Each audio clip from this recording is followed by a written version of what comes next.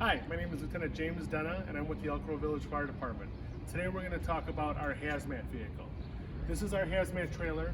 If we get dispatched on any kind of hazmat incident, we have our truck and our trailer that's going to be dispatched, and our members on shift, our trained hazmat technicians, they'll be taking this vehicle out to the scene, and they need all the equipment that's inside to mitigate whatever hazard we're faced with.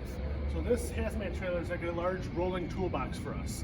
We keep all the equipment we need to inside, so that way when we get there, we have all the tools we need to help us. So we're going to take a step inside here, and we'll show you some of the fun stuff inside.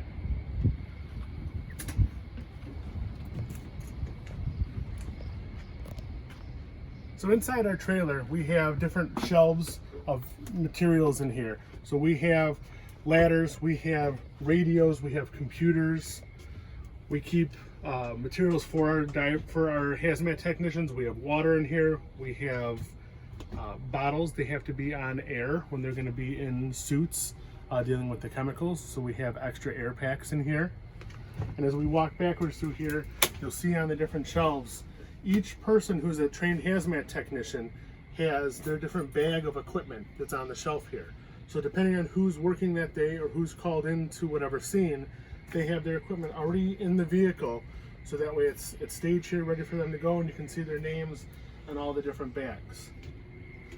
So as we walk back through here, you'll see some other equipment. We have all different kinds of bins. We have suits. If we go in and we're faced with any type of chemical, we have different levels of suits that we might have to put on. They're called Tyvek suits, level B suits, or we have our level A suits, which we'll show you outside once we exit the trailer here. If we do have any type of like a drum leaking, what we usually have to do is we have to take that drum and we put it in a larger drum, and that's what we have right here and outside. It's called an overpack drum.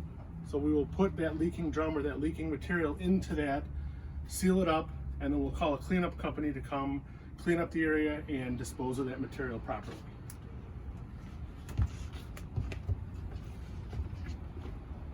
Because we have to train for many different types of scenarios, in Elk Grove Village here, we're the largest contiguous industrial park in the country. So we have all different types of incidents that could happen to us. So we have here is one of our simulators. This is a rail tank car simulator that we train on mitigating hazards.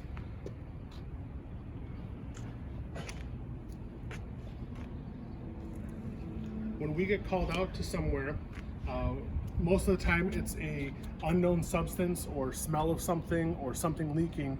So we have many different types of meters that we have to use to try to figure out either what the substance is or what levels of that substance are in the air. So we have different materials. We have our 4-gas meters here. We have our radiation meters. We have natural gas meters. And some of these meters are if we have a known substance. So if we know it's a particular substance in the air, we can dial that meter in and we can figure out what percentage of that substance is in the air. As I talked before in the trailer, we have our level A suits. So if you've ever seen on TV somebody going in for a serious chemical leak, we have this suit here that the person's going to put on.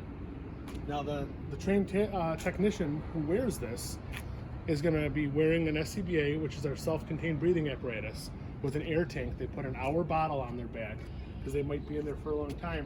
And this fully encompassing suit goes over them, and it's any kind of splash protection, so that way they're not harmed by whatever chemical they're dealing with.